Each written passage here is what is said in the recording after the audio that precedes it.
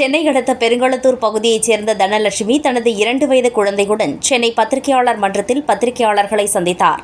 Instagram மூலம் லோகேஷ் என்ற நபரை காதலித்து 2021 திருமணம் செய்து கொண்டார்.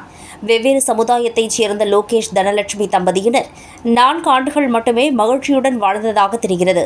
தன் குழந்தை வயிற்றில் இருக்கும்போதே கணவர் லோகேஷுக்கு விழுப்புரம் மாவட்டம் மயிலம் பகுதியைச் சேர்ந்த மகாலட்சுமி என்ற பெண்ணுடன் திருமணத்தை மீறிய பழக்கம் ஏற்பட்டுள்ளது. லோகேஷும் காதலி மகாலட்சுமியும் ஒரே சமுதாயத்தைச் சேர்ந்தவராக தெரிகிறது. மனைவி தனலட்சுமி எவ்வளவு எடுத்து கூறியும் லோகேஷ் தன் காதலை தொடர்ந்துள்ளார். ஒரு கட்டத்தில் காதலி மகாலட்சுமி தன் காதலன் லோகேஷுடன் இருக்கும் ஆபாச வீடியோக்களை தனலட்சுமிக்கு அனுப்பி மன உளைச்சலுக்கு ஆளாக்கி தற்கொலைக்கு தூண்டியதாகவும், இது சம்பந்தமாக தாம்பரம் காவல் ஆணையத்திற்குட்பட்ட சேலையூர் காவல் நிலையம், சிட்லப்பாக்கம் மகளிர் காவல் நிலையம், பிற்கன்கரணை காவல் நிலையங்களில் புகார் அளித்தும் காவல்துறையினர் எந்த நடவடிக்கையும் எடுக்கப்படாததால் மிகுந்த மன உளைச்சலுக்கு ஆளான Dhanalakshmi social justice for international anti crime அசோசியேஷனை சேர்ந்த சாம் பிரவீன், பிரமிளா எஸ் குமார், சாந்தி ஆகியோர் உதவியுடன் சென்னை பத்திரிகையாளர் மன்றத்தில் செய்தியாளர்களை சந்தித்து தன் நிலை குறித்து தெரிவித்தார். பேர் தனலட்சுமி. நான் எங்கள் பெருங்குளத்தூர் தீர்க்கங்கரையில் தான் இருக்கேன். எங்கள் வீட்டுக்காரர் இந்த மாதிரி பண்ணதுக்காக நியாயம் கேட்டு தான் நான் எங்கள் சார் கிட்ட வந்தேன்.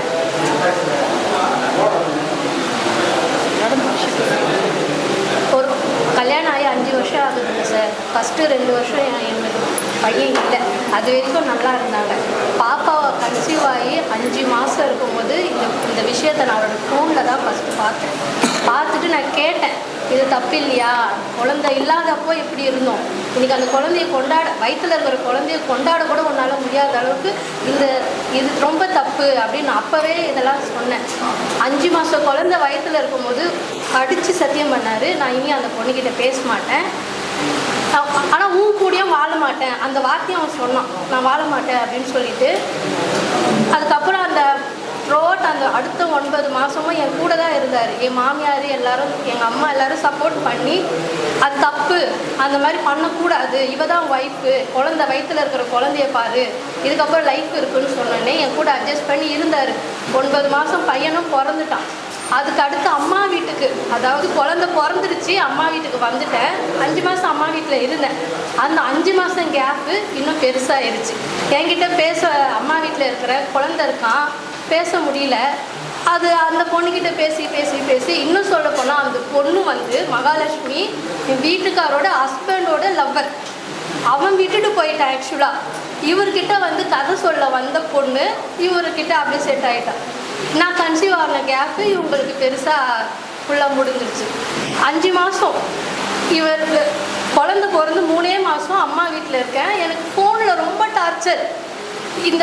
இவங்களை பற்றின இந்த ஃபோட்டோஸ், வீடியோஸ், அவங்க அங்கே போகிறாங்க, அவங்க இங்கே போகிறாங்க, அவரோட ஃப்ரெண்டோ யாராச்சும் சொல்லுவாங்கள்ல, உங்கள் ஹஸ்பண்ட் இப்படி பண்ணுறான்ட்டு. இதை கேட்க அந்த பொண்ணோ இவரும் கான்ஃபரன்ஸ் காலில் என்னை பேசி டார்ச்சர், மென்டல் டார்ச்சர் சார். 3 மாதம் குழந்தை என் பையன் கையில் இருக்கும்போது 60 மாத்திரை நானே அம்மா வீட்டில் எனக்கு டாக்டர் சஜஸ்ட் பண்ண எல்லா விட்டமின்ஸ் எல்லா மாத்திரையும் எடுத்து அந்த ஒரு இதில் நானே போட்டுட்டு மயங்கி விழுந்துட்டேன். எப்போவுமே வேலைக்கு போகிற எங்கள் அம்மா திடீர்னு வீட்டுக்கு வந்துட்டாங்க. ஏன் நம்ம பொண்ணு திடீர்னு வாமிட் பண்ணுறா, ஏன் இப்படி இருக்கா, அவங்களுக்கு புரிஞ்சிடுச்சு ஏதோ நடந்துருக்கீங்க, என்னமோ பண்ணிட்டா. அந்த பயத்தில் உடனே நான் ஹாஸ்பிட்டலுக்கு கூட்டிகிட்டு போயிட்டாங்க. ரோம்பெட் ஜிஹெச்சில் போயிட்டு 3 நாள் அட்மிட் பண்ணி, ஐசியூலே தான் அந்த 3 நாளுமே அட்மிட் பண்ணி வாமிட் பண்ணி எப்படியோ காப்பாற்றி வந்துட்டோம். அந்த டைமில் கூட என் வீட்டுக்கார ஃபேமிலியோ இல்லை வீட்டுக்காரோ யாரும் பார்க்கல.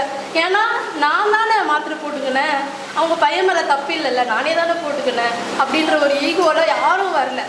அடுத்து என்கிட்ட யாரும் பேசக்கூட இல்லை. அந்த 5வது மாதம் கூட நானே என் குழந்தைய தூக்கிட்டு நானே ஆட்டோ புக் பண்ணி என்னோடய ட்ரெஸ்ஸு, என் பிள்ளையோட அம்மா எல்லாமே போட்டு அனுப்பிச்சிட்டாங்க. மாமியார் வீட்டுக்கு நீ போ, இதுக்கு மேலே நீ இங்கே இருந்தீன்னா உன் லைஃப் நாசமாயிடும், நீயே கிளம்பி போ அப்படின்ட்டான். 5வது மாதம் குழந்தைய தூக்கி நானே போயிட்டேன் சார். போயிட்டு தனியாக அப்போ நாங்கள் இங்கே தான் வீடு இருந்தோம், மகாலட்சுமி நகர் கேம்ப் ரோடில் தனியாக வீடு இருந்தோம். வீட்டெல்லாம் காலி பண்ணிவிட்டு மாமியார் பக்கமே போயிட்டா கொஞ்சம் பயத்தில் இருப்பாங்க அப்படின்னு சொல்லிட்டு பெருங்குளத்தூருக்கே வீடு காலி பண்ணிட்டு போயிட்டேன். அங்கே போயும் சும்மா இல்லை, இதே ஃபோட்டோ இதே மாதிரி டார்ச்சர். ஆல்ரெடி குழந்தை பிறந்த அந்த ஒரு ப்ரெஷரில் இருக்கும்போது இதெல்லாம் பார்த்து பார்த்து கேட்டு கேட்டு நீ ஏன் இப்படி பண்ணுற, என்னால் முடியலன்னு சொல்லி வீட்டில் மறுபடியும் போயிட்டு சூசைட் தற்கொலை பண்ணிக்க போயிட்டு கதவை உடச்சி வந்து காப்பாற்றி மறுபடியும் கன்வின்ஸ் பண்ணி அந்த குழந்தைக்காக அட்ஜஸ்ட் பண்ணிக்கோ, என் பையன் மாறிடுவான்னு சொல்லி மாமியார் சைடு எல்லாருமே பேசி வச்சாங்க. கொஞ்ச நாள் இருந்தான், மறுபடியும் 10 நாள் காணாமல் அந்த பொண்ணோட ஓடி போயிட்டான். 8 மாதம் குழந்தை காணாமல் ஓடியே போயிட்டான். எங்கெங்கேயோ பேசி போராடி அந்த பொண்ணோட அவங்க பேரண்ட்ஸ் கிட்டலாம் பேசி அந்த பொண்ணு அவனும் ஒரே இடத்துல ஒரு வீடு எடுத்து வச்சுட்டு இருந்தாங்க. அது தெரிஞ்சு தான் நான் பேசி எங்கள் வீட்டில் பேசி எங்கள் மாமியார்லாம் பேசி அவனை மறுபடியும் வர வச்சு மறுபடியும் கன்வின்ஸ் பண்ணி அட்ஜஸ்ட் பண்ணிக்கோ, எல்லாம் எந்த ஆம்பளை தான் தப்பு பண்ணல, இதெல்லாம் அட்ஜஸ்ட் பண்ணிக்கோன்னு சொன்னாங்க. சரி ஓகே, நாங்கள் பிள்ளைக்காக அட்ஜஸ்ட் பண்ணி இருப்போம்னு சொல்லி அந்த 8 மாதம் குழந்தையிலேருந்து அப்படியே இருக்கும். 1.5 வயசு குழந்தையானா மறுபடியும் 10 நாள் நல்லா பேசிகிட்டே இருப்பான், காணாமல் போயிடுது. 10 நாள் எங்கே போனால் பால் பாக்கெட் கூட வாங்கிறதுக்கு காசு தரோம், சம்பளத்தை வாங்கிக்கிட்டு வீட்டுக்கு தான்மா வரேன்னு சொல்லிட்டு 10 நாள் வெயிட் பண்ணேன் சார். திரும்பி வரலை. எனக்கு என்ன பண்ணுறதுனே தெரியாமல் எங்கள் அம்மாவுக்கு ஒரு பயம். 2 வாட்டி சூசைட் அட்டன் பண்ண பொண்ணு 3வது வாட்டி ஏதாச்சும் பண்ணிக்குமோன்ற பயத்தில் இட்லப்பாக்கம் மகளிர் ஸ்டேஷனுக்கு என்னை கூட்டிகிட்டு போனாங்க. அங்கே போயிட்டு கம்ப்ளைண்ட் கொடுத்து போலீஸ் அதை நாளைக்கு வரேன் நான் மேடம் கிட்ட எஸ்ஐ மேடம் கிட்ட சொல்லி மறுநாள் வர வச்சு எங்களை அங்கேயும் வந்து கன்வின்ஸ் பண்ணி தான் நான் அந்த பொண்ணுக்கிட்ட இனி பேச மாட்டேன் மேடம் சொல்லி கைப்பட லெட்டர்ஸ்லாம் எழுதி கொடுத்துட்டு சமாதானம் பண்ணி எங்களை அனுப்பிச்சி வச்சாங்க சார். மறுபடியும் 1 வருஷம் ஆயிடுச்சு. எனக்கு அவன் 2.5 வயசு குழந்தை. இப்பயும் அதே தான், இப்பயும் அதே பண்ணுறது, காணாமல் போயிடுறது. எப்போ இந்த மாதிரி வீடியோஸ் ஃபோட்டோஸ் எல்லாம் எனக்கே அனுப்பணும். எனக்கு என்னால் இதெல்லாம் பார்க்கவும் முடியல, இனிமேல் வாழவும் வேணான்னு முடிவு பண்ணல, இங்கேயே வந்துருக்குறேன் சார். இது சம்பந்தமாக civil and human rights council of India Sam Praveen அவர்கள் பேசுகையில், இந்த பாதிக்கப்பட்ட பெண் தனலட்சுமி 2 வருடங்களாக மேலே குறிப்பிட்டுள்ள காவல் நிலையங்களில் புகார் அளித்து போராடி வருகிறார். ஆனால் காவல்துறையினர் எந்த முயற்சியும் எடுக்கவில்லை. கடந்த ஆட்சியில்தான் இந்த நிலை என்றால் தற்போது வந்திருக்கும் ஆட்சியிலும் இதே நிலை தொடர்வது வேதனை அளிக்கிறது என்றார். காப்பாற்றும் ஒரு வழிமுறை, அதை செய்யாம இந்த இதுக்கு எல்லாம் அவங்க மேல செக்ஷன் மேட் அவுட் பண்ணி ஆக்ஷன் எடுத்து காட்டுங்க, அது போதும். அதுக்கப்புறம் டைவர்ஸ் அப்ளை பண்றது, மெயின்டெனன்ஸ் பண்றது அதெல்லாம் நாங்க பாத்துக்கலாம். Compromise, no compromise, only execution. தப்பு பண்ணவன் தண்டனை அனுபவிச்சே ஆகணும். ஒரு பெண்ணு தன்னை நம்பி வந்து தன்னை முழுசா ஒப்படைச்ச பொண்ணை துரோகம் பண்ணி இன்னைக்கு வாழ்க்கை இழந்து அந்த பொண்ணை தூக்கி கடாசிட்டு நீ வேற ஒருத்தி கூட போயிருக்க. Legally you are married.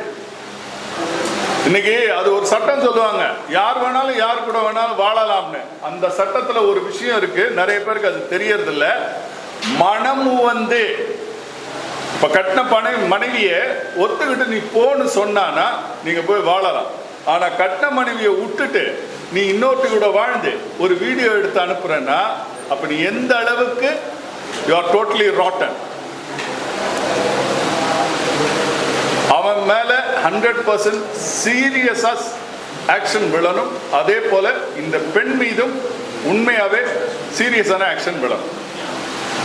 சட்ட பிரகாரம் நடவடிக்கை எடுத்தா போதும் சார். எங்களுக்கு நாங்க பண்றோம் சார். ஆனா அந்த சட்டத்தையே பண்ண முடியல. இப்ப தனியார் கம்பெனில ஃபோர்க்லிஃப்ட் ஆபரேட்டரா இருக்காரு சார். அந்த பெண் வந்து JR Medical College and Hospital she was working as a அந்த லேப் அசிஸ்டன்ட் அந்த மாதிரி போஸ்ட். அந்த இது வந்து மயிலம்ல இருக்குது, JR Medical College and Hospital. இப்போ 2 டேஸ்க்கு முன்னாடி கூட அந்த பொண்ணுக்கிட்ட நான் தான் பேசினேன். பேசிக்கிட்டு சரி ஒரு சார்பாகவே விசாரிக்க கூட அந்த பொண்ணு என்ன பண்ணியிருக்கான்னு கேட்குறேன். நானே ஃபோன் பண்ணி கேட்குறேன், நான் ஸோ பேசுகிறேன், நீங்கள் வந்து இதை மாதிரி பண்ணுறது தப்பு இல்லையா அப்படின்னு கேட்குறேன். சரி அவங்க ஹஸ்பண்ட் தான் திருட்டுத்தனமாக பண்ணுற விஷயத்த நீ இந்த வீடியோ ஃபோட்டோ அவங்க கட்டின மனைவிக்கே நீங்கள் அனுப்பி என்ன நிரூபிக்கணும்னு நினைக்கிறீங்க அப்படின்னு கேட்டேன். அதுக்கு அவங்க ஏன் இஷ்டம், அதை கேட்குறதுக்கு நீ யார் அப்படின்னு என்கிட்ட கேட்குறாங்க. நான் உன் இஷ்டம்னா நீ வீடியோ எடுக்கிறேன், நீ தனியாக பார்த்துக்கோ, கட்டின மனைவிக்கு அவங்களுக்கு நான் தான் அனுப்புவேன், இன்னும் அனுப்பிட்டுப்பேன், பார்க்க சொல்லுங்கள், இல்லை நீங்கள் சேர்ந்து பாருங்கள், இல்லை அவங்க கூட சேர்ந்து நீங்களும் தூக்கு மாட்டி சாவுங்கன்னு ஒரு ஆஸ் அ ஒரு சோஷியல் இன்டர்நேஷ்னல் ஆன்டி கிரைம் இருக்கு என்கிட்டே அந்த பொண்ணு திமிரா பேசுகிறாங்களே தவிர, அதை விட்டுக்கிட்டு மறுபடியும் அவங்க ஹஸ்பண்ட் லோகேஷ் கிட்ட நான் பேசினேன். அவர் என்ன சொன்னார், என்னம்மா நீ யாரும்மா என்ன பேசுகிற அப்படின்னு கேட்டேன். சொன்னேன் ஸோ பேசுகிறேன், இந்த மாதிரி தனலட்சுமி கம்ப்ளைண்ட் கொடுத்துருக்காங்க. தனலட்சுமி கம்ப்ளைண்ட் கொடுத்தா அதுக்கு நான் என்ன பண்ணுறது, நான் தான் லவ் பண்ணேன், நான் தான் கல்யாணம் பண்ணேன், நான் தான் கூட்டிகிட்டு ஓடி போய் கல்யாணம் பண்ணேன், இப்போ நான் இன்னொரு பொண்ணு கூட இருக்கிறேன், அதுக்காக நான் ஒன்றும் பண்ண முடியாது, நீங்கள் வீடியோலாம் அனுப்பியிருக்கீங்களா அப்படின்னு சொன்னக்கா, அதுக்கு என்ன பண்ணுறது, என் இஷ்டம், நான் யாருக்கு அனுப்பி நீங்கள் கேட்க ரைட்ஸ் கிடையாதுன்னு சொல்லிட்டு ஃபோனை கட் பண்ணிட்டாங்க. நான் என்ன ஒரே ஒரு விஷயம் நான் கேட்குறேன்னா, பத்திரிகை மக்கள் மன்றத்தில் ஒரே ஒரு விஷயம் கேட்குறேன்னா, ஒரு ஆண் ஒரு பெண்ணுக்கு ஒரு நியூடான ஆபாசமான வீடியோ அனுப்புனா என்ன சட்டத்தில் ஒரு இடம் இருக்குதோ, ஒரு பெண்ணாகவே இருந்தாலும் அவனுடைய கள்ளக்காதலி அதே ஆபாசமான வீடியோ அந்த ஆணுடைய கட்டின மனைவிக்கு அந்த ஆபாசமான வீடியோ அனுப்புனா அந்த மகாலட்சுமியை சட்டத்தில் கொண்டு வந்து தகுந்த நடவடிக்கை எடுத்து எஃப்ஐஆர் போட்டு சட்டப்படி நடவடிக்கை எடுக்க வேண்டும். அதற்கு பிறகுதான் இந்த பொண்ணு தனலட்சுமிக்கு நியாயம் கிடைக்கும்னு நான் நினைக்கிறேன். இதுக்கு முன்னாடி சிட்லப்பாக்கத்தில் எப்பவுமே இந்த ஒரே ஸ்டேஷன் மட்டும்தான் ரொம்ப ஒஸ்ட்டாக இருக்கிறாங்கன்னா, ரொம்ப ஃபஸ்ட்டு அவங்களுக்கு என்னமோ பத்திரிகை மன்றத்தில் அடிக்கடி பேசினா அவங்க கேஸு எஃப்ஐஆரோ ஆக்ஷன் எடுப்பாங்கன்னு நான் நினைக்கிறேன். நியாயமாக போய் பேசினாக்கெல்லாம் கேட்க மாட்டாங்க. புருஷன்லாம் அப்படி தான் இருப்பாங்க, யார் கூட வேணுமோ. நான் சொன்னேன், மேடம் நீங்கள் வந்து அதை எழுதி கொடுங்க, அதுக்கப்புறம் பார்த்துக்கலாம்னா அது எப்படி எழுதி கொடுப்போம், நீங்கள் சொல்கிறத வாயால் சொல்லாது, எழுதி கொடுங்கன்னு கேட்குறேன். நான் கேட்டது என்ன சார் நியாயம்? இந்த பொண்ணு கேட்டது அவங்க அம்மா ஒரு குழந்தை, அம்மா அப்பா கிடையாது, சிங்கிள் பேரண்டாக ஒரு பொண்ணை வச்சு இவ்வளோ கஷ்டப்பட்டு இவ்வளோ தூரம் பண்ணுற எல்லாருக்கும் நீங்கள் தாங்க நியாயம் சொல்லி அந்த பொண்ணுக்கு தகுந்த நியாயத்தை வழங்குமாறு நான் கேட்டுக்கொள்கிறேன்.